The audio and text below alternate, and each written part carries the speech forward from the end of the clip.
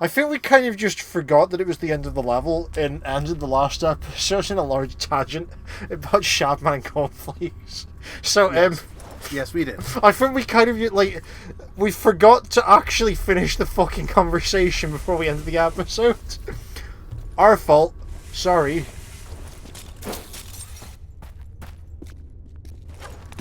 There we go. We were talking about Shadman cornflakes and also... SCP Foundation and cursed vending machines. Yep. I think the one everyone knows is that creepy-ass statue. You know the one I'm talking about with the red face? Yep. Also the cursed staircase, because people keep making flash games with that one.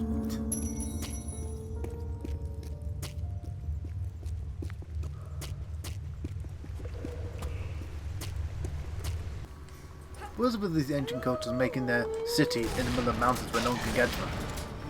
Well, in all fairness, the whole point of these agencies is that most of them are shrines to ancient gods and stuff. So the whole point is that you have a select group of people who live there to tend to the shrines, but other than that, it's supposed to be hard to get to because you're supposed to be making a pilgrimage. Not bad. Yes, that's it there. In Peru. Yes, you're supposed to be making a pilgrimage to get to the place. Yeah. I have to go through the water, don't I? Unless that's a button. Yeah, go through the water.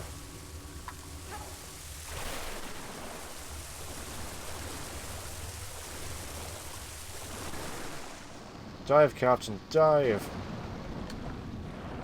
Are we going to meet fake We've had Neil or something? We've had to stuck infinite breath on because Sam will get lost. Oh, I hope we meet Captain Sunil. I don't think that's going to happen though. If this is a shrine, we're more likely to meet the world. You know, Holy Diver. Yep. I just say, going back, that was another good collaborative renaming they did for the dub because they changed his name to Captain Dragon, but that's actually Tennille's real name. I forget which one's the captain, which one's Tennille, but yeah, his real name is Daryl Dragon, which is an awesome name. I think it's the woman's Tennille. Oh dear.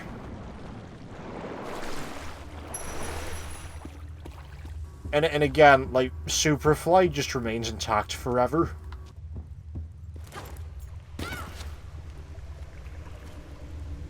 There you go. I think that that's it. Oh no, think of another bit. Shove the crate. Because you have to use that to climb the wall or something.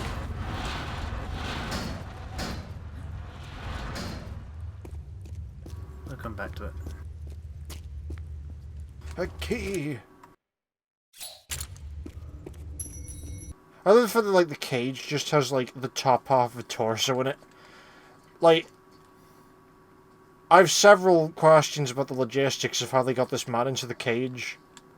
Like, did they kill him and dismember him before putting him in the cage? Or, like, hang his arms out through the bars so they rotted off? Okay, honestly, both of those are viable options if it's, like, ancient Peru. I'll be honest with you, I may have got this puzzle confused with the version from the original game. Well, wouldn't it be pretty like for like? What do you mean? If it's a remake of that game, wouldn't the puzzles be very similar? Nope. No? Because the other game didn't have the grappling hook, remember?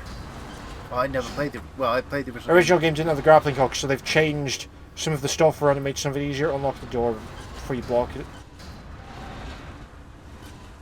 Gonna use to get up here. No, we came from there. Oh. I think you need the thing for something.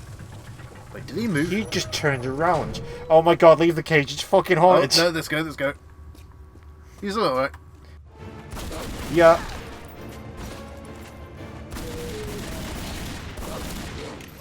Oh dear, it's the creepypasta body, Sam. It's come to summon the wolves to steal your V-Bucks at 4 AM.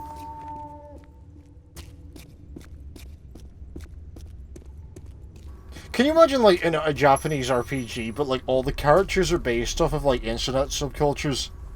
Just like the item shop owners, the dark web.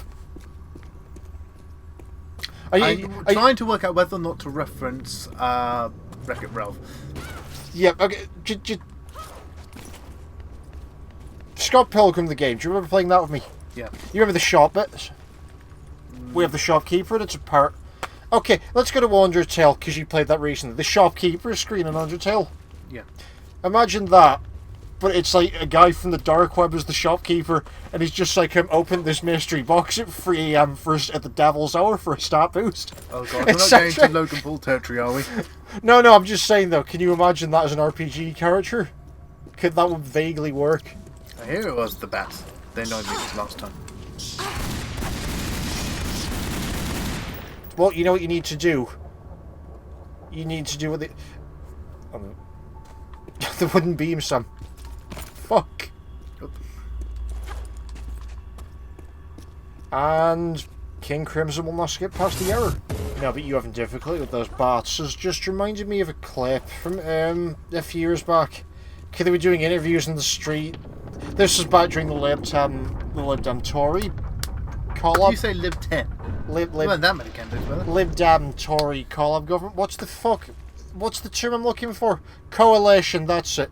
The coalition government a few years back. And there's a bit where they were doing interviews in the streets, and there was this old pensioner. She must have been about 70, and they were like, "And what do you think we should do with the Tories, mum?" And she her response was just machine gun him. The interviewer had no idea what the fuck to respond to that with.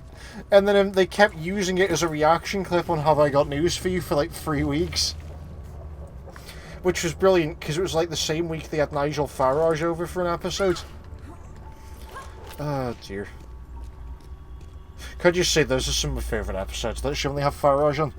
Because the entire show is just the other 4 hosts taking the mic.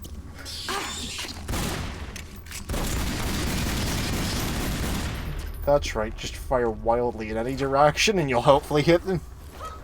They're shooting fish in a barrel. Ah, dear. I thought that you needed a jeep with a minigun attached to do that properly.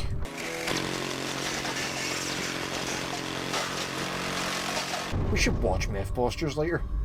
Oh, I've just realised the handles make their eyes when they go down. That's brilliant. Is Mythbusters the game theory of real life? Fuck off. No, they actually do research. Have you seen the one where they do Doom in real life? No. Because then they want to test if someone could actually carry all the gear. So they got a professional marine in to carry like all the Doom equipment, or like the real approximations of, and run a course. There was like a vague reconstruction of a Doom level. He actually ran faster with all the equipment than he did without it. So, fuck knows how that works. Honestly, Lara swinging off the poles is just... Okay, use all of your knowledge of that place, Sly Cooper, for this, Sam. Don't collect any coins. What's this episode going to be called? Tomb Raider Coinless. Yes. Coinless, but not madless. Oh, dear. Wait. We're going to have to change up the route so much. Wait, are we going this way? You're on that way and then you're jumping onto the pole from the other side. Alright. So we'd have to go out of bounds so much. I mean, it'll get to the point where we need to talk about parallel universes. Oh, dear. And God knows, like, Tomb Raider's been rebooted enough that it has enough problems with them. You know, there's probably a whole level where you have to escape rolling rocks. But how are you going to get the treasure at the end without jumping? I'm pretty sure there are a couple levels in the original version that have rolling rocks. I'm going across there. Across there on the pole, yeah. Oh. Nicely done.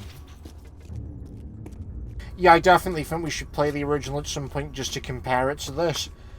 Like, okay, you know the last level took us like 12 minutes to do? Yeah. It takes me like an hour to do every individual level in the original Tomb Raider, or at least it did the first time I played it. I described the original Tomb Raider as a where the fuck do I go kind of game. Just because you tend to stumble around lost because the game gives you no fucking hints. Oh dear.